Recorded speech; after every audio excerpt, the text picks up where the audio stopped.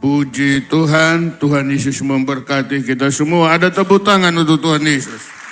Haleluya, haleluya, Tuhan memberkati kita. Saya langsung saja pada pagi hari ini kita akan mendengar firman Tuhan dengan tema sikap hati dalam beribadah. Sekali lagi temanya sikap hati dalam beribadah. Maaf karena materi saya tidak kasih ke atas itu ya. Ya. Baik, kita langsung saja supaya materinya bisa selesai. Keluaran 23 ayat 25. Ini janji Tuhan. Kita baca bersama Keluaran pasal 23 ayat 25, 2, 3. Tetapi kamu harus beribadah kepada Tuhan Allahmu, maka ia akan memberkati roti makananmu dan air minumanmu, dan aku akan menjauhkan penyakit dari tengah-tengah. Ayat ini menurut saya tidak asing lagi bagi kita. Ayat ini mungkin sudah sering kali kita baca, bukan hanya baca, kita juga dengar dari khotbah setiap para hamba-hamba Tuhan. Tetapi pagi ini saya ingin kita semua memusatkan perhatian kita pada ayat ini. Kenapa? Ayat ini mengandung janji yang begitu luar biasa. Apa janjinya? Kalau kamu beribadah kepada Tuhan. Dikatakan tetapi kamu harus beribadah kepada Tuhan, maka ia akan apa? Dan,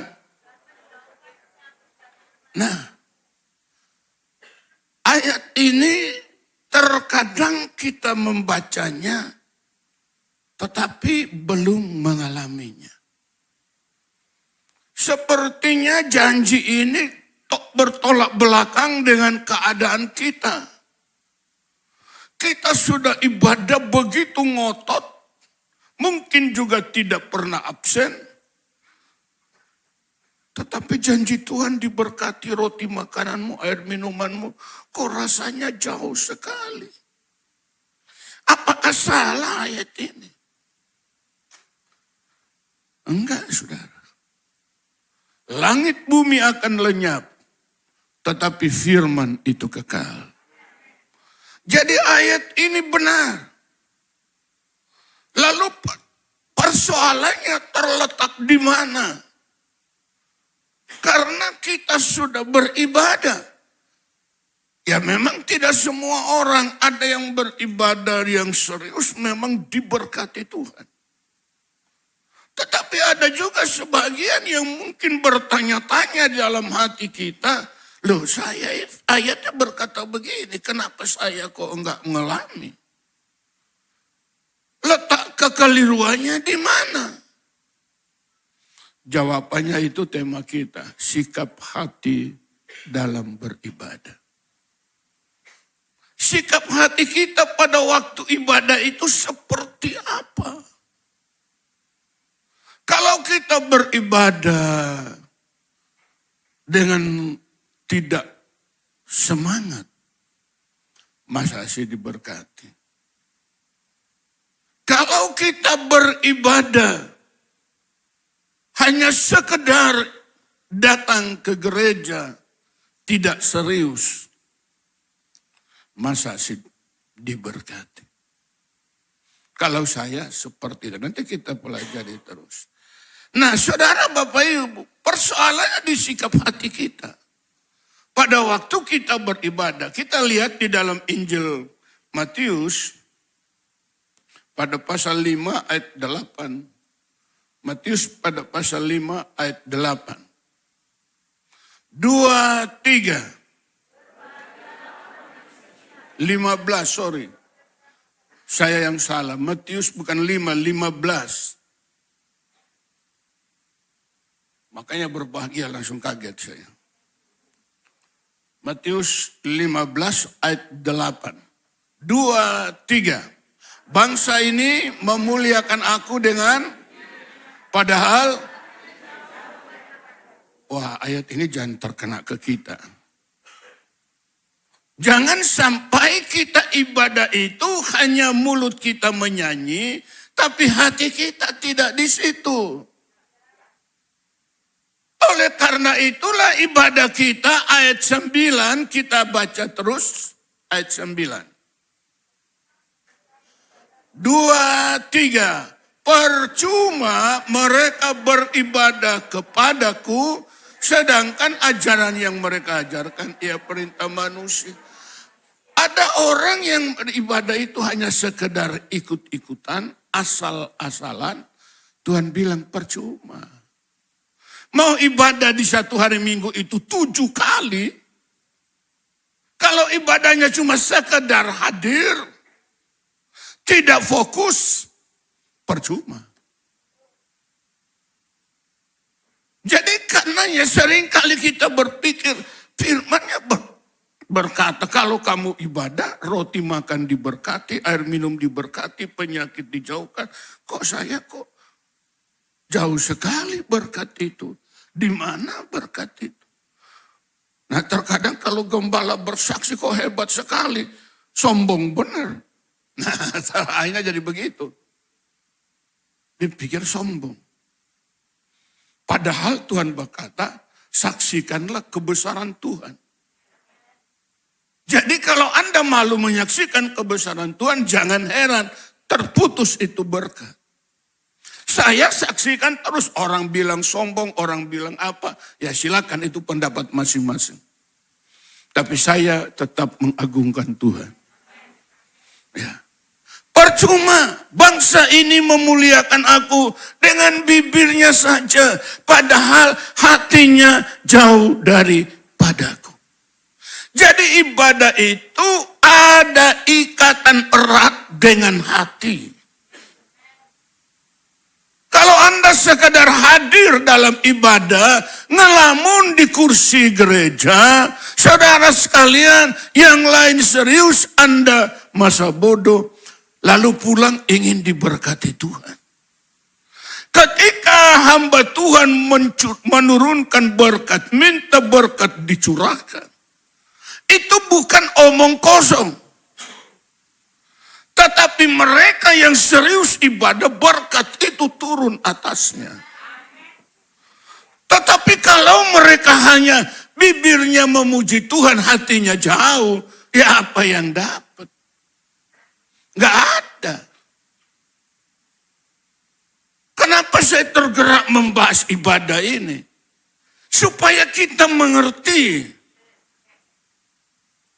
Nah Bapak Ibu Saudara sekalian yang Tuhan kasih. Kita perhatikan ada paling sedikit yang saya catat itu mengenai ibadah. Itu ada 6 hal yang harus kita perhatikan.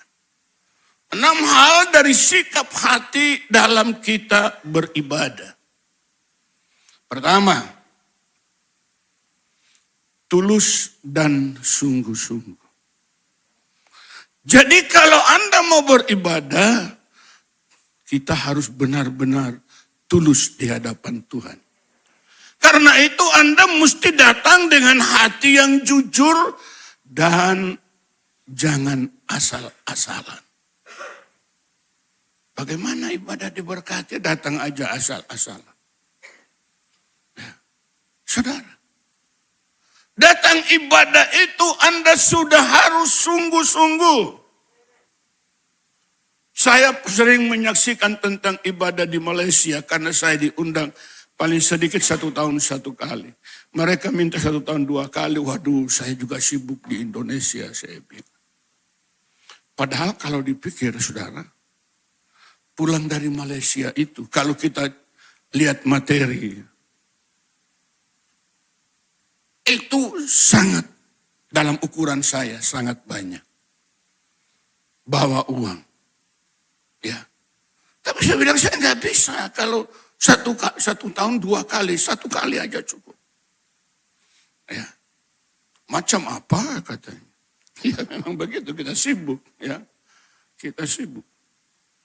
Jadi Bapak Ibu Saudara sekalian, kita mesti datang dengan jujur sama Tuhan. Ya. Tidak boleh asal-asalan, yang penting ibadah. Sementara kita mau cari berkat. Tuhan itu saudaraku mengerjakan pekerjaannya selama 6 hari. Hari ke-7 itu Tuhan aja berhenti. Dan dia berkati hari ke-7 itu. Itu sebabnya kalau kita berhenti hari ke-7, datang di rumah Tuhan, saudara pasti akan diberkati oleh Tuhan. Karena hari ke-7 itu hari diberkati. Jangan salah berpikir, iya hari 7 hari diberkati, maka kita bekerja lebih banyak berkatnya. Itu aneh lagi ya. Bangsa Israel itu mau keluar dari Mesir, itu dihambat oleh kesibukan. Mereka tidak bisa ibadah, sibuk terus. Akhirnya Tuhan turun tangan. Nah, Bapak Ibu sekalian, yang kedua, ibadah itu harus datang dengan rendah hati. Jangan patantang patenteng. Artinya jangan sombong. Jangan sombong atas pencapaian kita. Saudara, Anda sukses di dalam bidang usahamu, bersyukurlah datang kepada Tuhan dengan rendah hati. Bersyukur. Kenapa? Kita harus datang kepada Tuhan dengan menyadari akan kebergantungan kita kepada Dia. Jadi kalau kita sukses karena kita bergantung kepada Tuhan, jangan datang di hadapan Tuhan dengan sombong. Ya. Bapak Ibu saudara sekalian, mari kita datang kepada Tuhan dalam sebuah ibadah dengan rendah hati. Saya bersaksi tentang Malaysia itu, kenapa? Karena kalau jemaat itu datang ibadah, saudara begitu duduk, tidak pernah noleh kiri, noleh kanan. Begitu duduk langsung berbahasa roh sampai ibadah itu dimulai. Itu ibadah itu masih 1 jam ke depan baru mulai. Lalu Tuhan jadi saksi. Saya bukan hanya ngomong doang, tapi saya hadir di situ. Saya ada di situ. Ya. Begitu duduk, dek, tidak mau tahu siapa di sini, siapa di sini. Dek, terus bahasa, semua berbahasa roh itu seperti air bah. Memang firman Allah betul, seperti air bah dia. Mengapa? Karena yang berbahasa roh itu ribuan orang. Dalam sebuah ruangan yang begitu besar. Saudara, dengan rendah hati. Ya.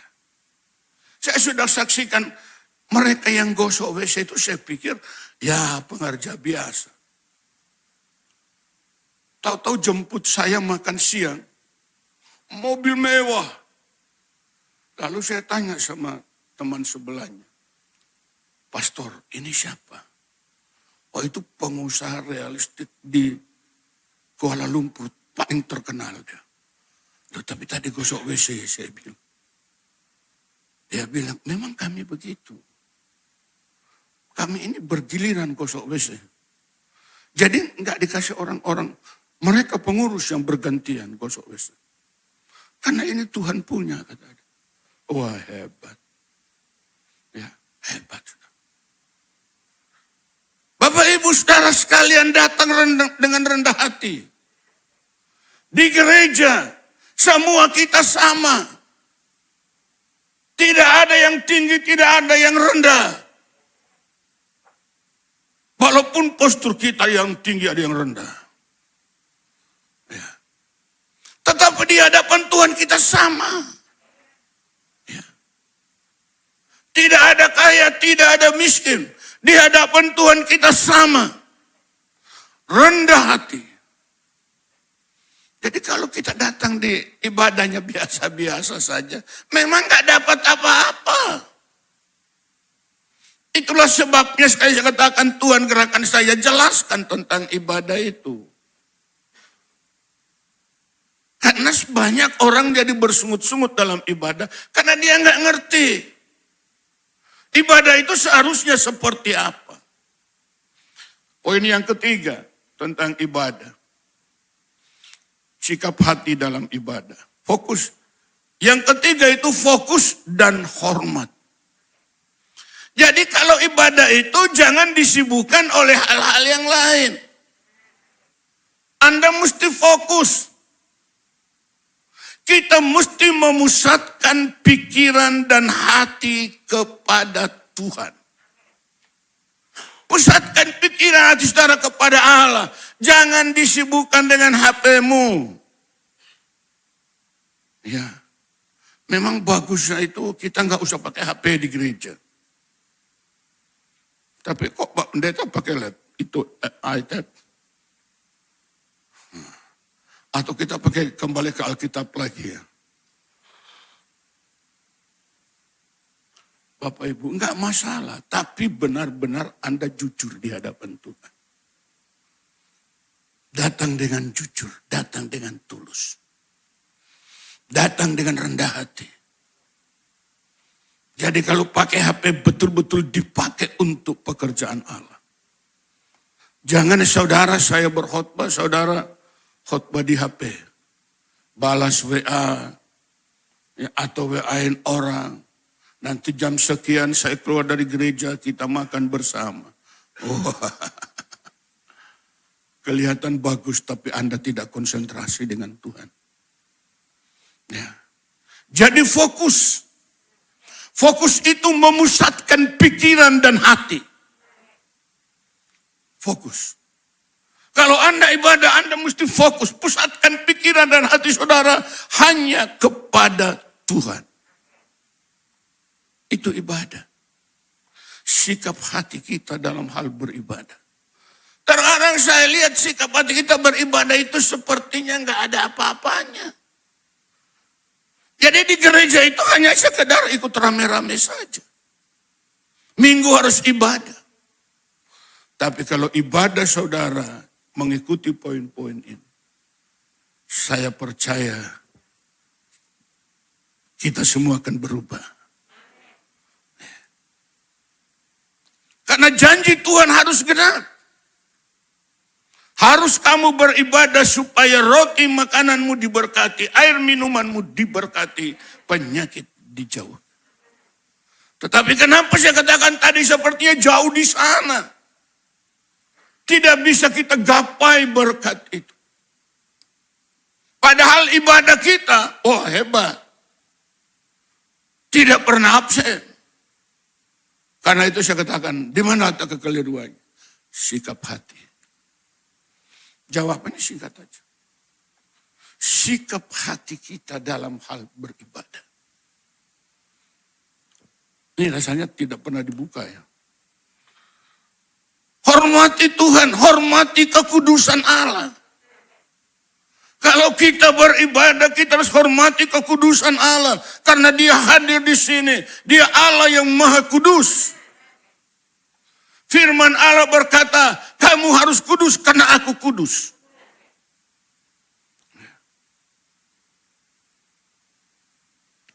Jadi hal yang ketiga, pusatkan hati dan pikiran kita. Dengan kata lain harus konsentrasi dengan Allah. Fokus. Sehingga kita alami Tuhan. Poin yang keempat, kerinduan dan haus akan Tuhan. Bagaimana sikap hati kita dalam ibadah, rindukan Tuhan. Ya. Bagaimana merindukan Tuhan kalau kita sibuk dengan WA? Bagaimana rindukan Tuhan kalau kita sambil menikmati kaki Tuhan, ngantuk sambil ngantuk? Mana sikap hati ibadah model begitu? Saudara, tidak bisa. Kita menuntut Tuhan, mana janjimu? Kata Tuhan, janji apa? Kamu datang kepadaku enggak sopan.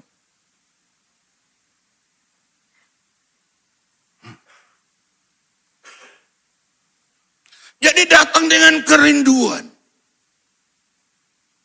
Kerinduan apa? Kerinduan ingin berjumpa dengan Tuhan. Kerinduan ingin alami hadirat Allah. Kerinduan untuk supaya kita menyatu dengan Tuhan. Harus ada kerinduan. Orang kalau berdatang ibadah dengan sebuah kerinduan yang tinggi kepada Allah. Oh, semangat ibadahnya luar biasa. Menyanyi, memuji Tuhan bisa melompat-lompat. Saya juga ingin melompat, tapi takut keseleo. Tapi yang Anda masih muda, mesti bergairah. Ya. Bapak, Ibu, Saudara sekalian, datang dengan kerinduan. Kalau beribadah Anda sudah harus siap. Dari rumah dengan hati yang mendidih, merindukan Tuhan. Itulah sebabnya Daud kalau datang dalam rumah Tuhan beribadah, masih di pelataran rumah Allah, dia sudah menyanyi memuji Tuhan. Dia bahkan menari di halaman bait Allah. Dia memuji Allah. Itu raja. Jangan Anda kata, malu dong. Itu raja. Dia baru di pelataran rumah Allah, itu jelas ayat berkata. Dia menyanyi, dia memuji Allah. Saudara tahu waktu anaknya meninggalkan sering kita bahas. Kemana dia pergi? Dia ke bait Allah. Ke bait Allah. Ngapain di bait Allah bukan bakar kursi? Ke bait Allah dia sujud menyembah kepada Allah. Itu anaknya meninggal. Kita harus mengerti, datang kepada Tuhan itu harus dengan sikap hati yang sopan. Harus datang dengan penuh kerinduan. Harus ingin mengalami hadirat Allah dalam sebuah ibadah. Jangan sekedar itu menjadi kewajiban. Kalau ibadah hanya sekedar kewajiban, ya apa artinya? Kita datang ibadah dengan sebuah kerinduan. Itu sebabnya kita tidak mau absen dalam ibadah. Karena kita merindukan Tuhan. Bukan karena kebiasaan. Jamnya lari, kita teruskan lagi. Yang kelima, kesiapan hati. Ya. Siapkan hati saudara kalau ibadah. Ya. Bapak Ibu. Terkadang kalau mau datang ibadah itu ada-ada aja kejadiannya. Bisa mobil kita diserempet becak lah. Bisa motor kita nabrak trotoar. Tiba-tiba kita bisa terpeleset jatuh. Banyak hal yang menghambat ibadah itu. Karena itu siapkan diri saudara kalau ibadah. Minta pimpinan Tuhan datang ke gereja. Amin saudara. Supaya Anda dibentengi Tuhan. Begitu becak mau nabrak saudara ditampar oleh Tuhan. Dia minggir becaknya. Ya. Itu contoh saudara. Karena saya pernah alami udah saksikannya. Setir mobil. Mau ke Jakarta. Lari 120. Mau kelokan di Semarang itu. Semarang atau di, udah lupa lah. Jadi saya nyelip truk panjang itu. Dari depan itu truk Mercy. Sudah tinggi Mercy. Truk Mercy kan tinggi besar. Saya sudah di tengah. Mau mundur sudah nggak bisa. Mau maju sudah nggak bisa. Truk besar itu udah di depan. Saya cuma teriak, dalam nama Yesus. Tutup mata saya. Karena saya pikirlah kena pasti. Jadi saya tutup mata. Begitu saya buka mata. Yang truk ini naik trotoar sana, yang truk ini naik trotoar situ. Saya terus aja lurus. Coba. Karena perasaan saya itu, makanya saya tutup mata, udah nggak ada jalan udah. Tapi begitu buka mata, darahnya lempeng ke depan. Jadi kalau beribadah Bapak Ibu, siapkan diri dari rumah. Undang Tuhan bersama kita. Melindungi, menjaga kita untuk kita datang ke rumah Tuhan. Menyembah Dia. Yang keenam, terakhir. Sikap hati kita dalam beribadah. Itu tentang ketaatan dan ucapan syukur. Taatlah kepada Tuhan.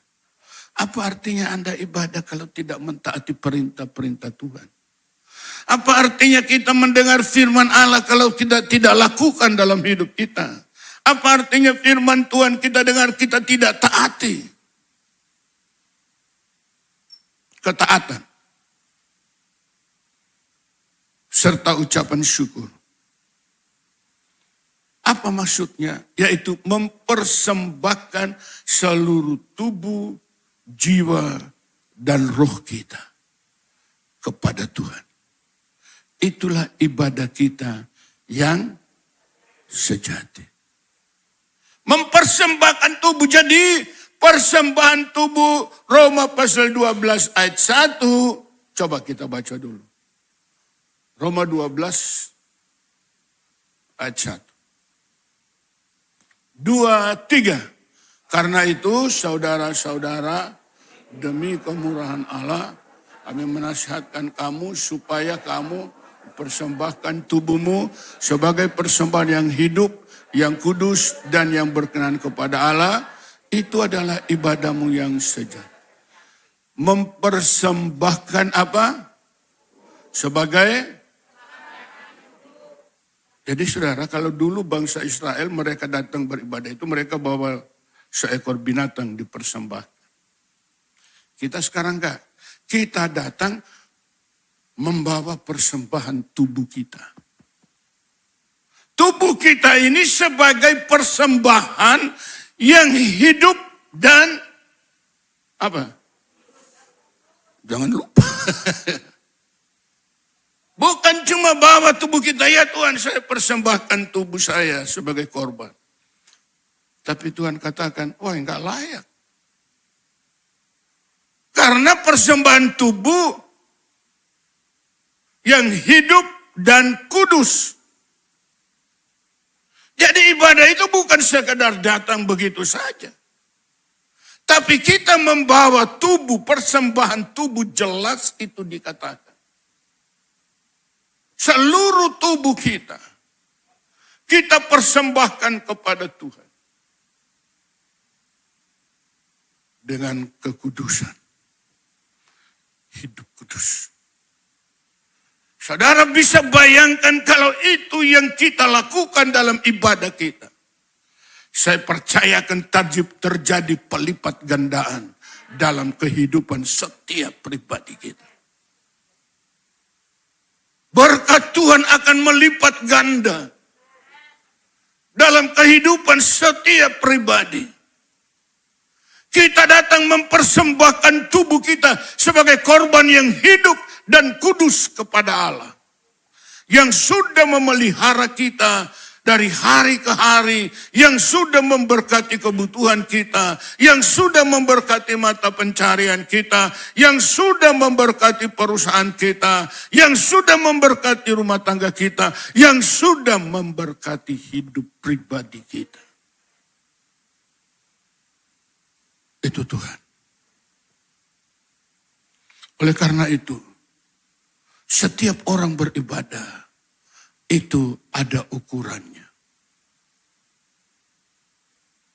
6 poin tadi harus diukur oleh Tuhan. Ada enggak itu dalam hidup kita? Mari kita baca. Wahyu pasal 11 ayat 1. Wahyu pada pasal 11 ayat 1, 2, 3. Kemudian diberikanlah kepadaku sebatang bulu seperti tongkat pengukur rupanya. Dengan kata-kata yang berikut. Bangunlah dan ukurlah bait suci Allah dan mezbah Dan mereka yang ibadah di dalam bait suci Allah harus diukur. Ada enggak persembahan tubuh yang hidup dan kudus? Kalau kita tidak datang mempersembahkan itu, ukurannya itu tidak tepat. Ada enggak kita datang dengan sebuah kerinduan ingin menikmati hadirat Allah dalam ibadah? Kalau itu enggak ada, ukurannya tidak genap. Janji Tuhan kalau kita ibadah, roti makan diberkati, air minum diberkati, penyakit dijauhkan, tetapi disertai dengan sikap hati dalam ibadah itu harus benar. Dan sikap hati tadi 6 poin yang kita sudah bahas, saya kira mungkin masih banyak yang lain. Tetapi paling tidak sikap hati 6 poin tadi harus ada pada kita. Ya. Sehingga ibadah kita ini tidak menjadi sia-sia. Sepertinya kita hanya buang waktu datang ke gereja. Oh bukan. Ibadah itu akan menentukan masa depan kita. Masa depan keturunan kita. Masa depan anak-anak kita. Itu ditentukan dari ibadah kita. Nah Bapak Ibu Saudara sekalian, diukur oleh Tuhan. Setiap kita yang beribadah, diukur. Berapa ribu orang dalam ruang ibadah, diukur oleh Tuhan. Berlayak enggak ini diberkati? Saudara-saudara kekasih Tuhan. Di dalam Yeremia pasal 17 ayat 10.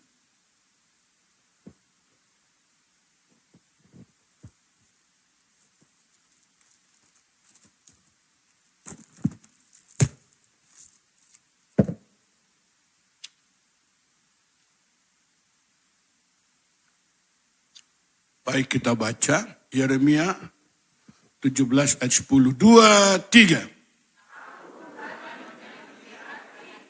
Yang menguji batin untuk